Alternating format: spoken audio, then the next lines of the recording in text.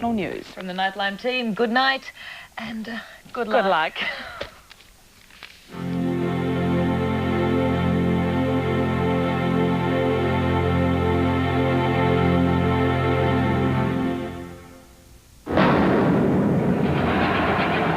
The invasion by 100,000 Iraqi troops backed by air cover and tanks was brutally efficient. At 11 o'clock in the morning, I could see from my apartment Iraqi tanks shelling the army post. Saddam Hussein has moved more troops closer to the Kuwaiti border with Saudi Arabia.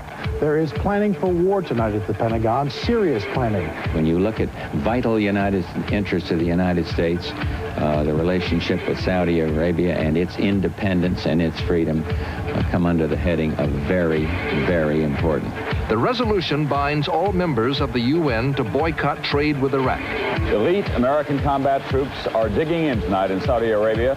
At first, it is to be a defensive strategy to halt an advance of Iraqi armored columns.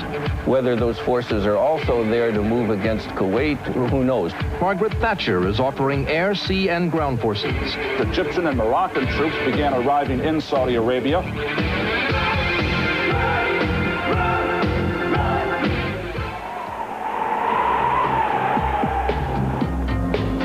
The U.S. is showing its muscle, and the threat of war is very real here.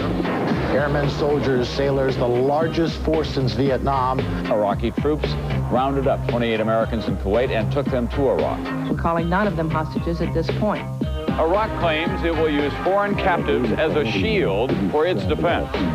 There can be little doubt that whatever these innocent people are called, they are in fact hostages.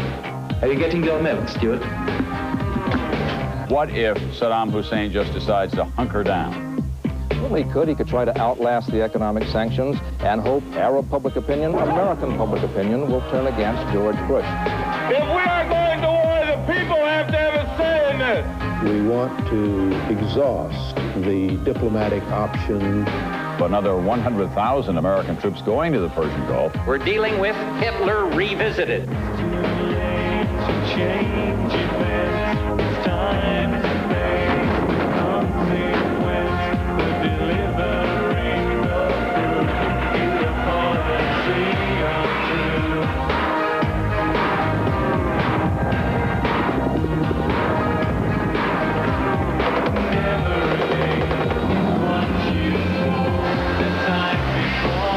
I guarantee you there ain't going to be any other Vietnam. The fight isn't about oil. The fight is about naked aggression.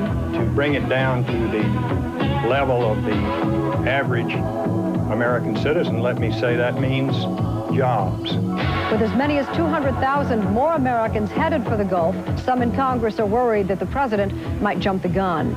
My dad told me that he said he was going, and he said he'd promise me that he'd come back. And I still believe him.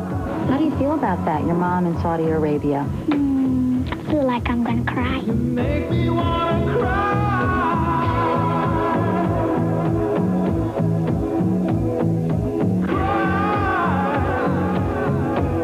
Last time I'm going to see my family is my uncle and my father. May never see them again. Today, the last of the American hostages did leave. President Bush says the freeing of the hostages does not mean we are closer to a peaceful solution.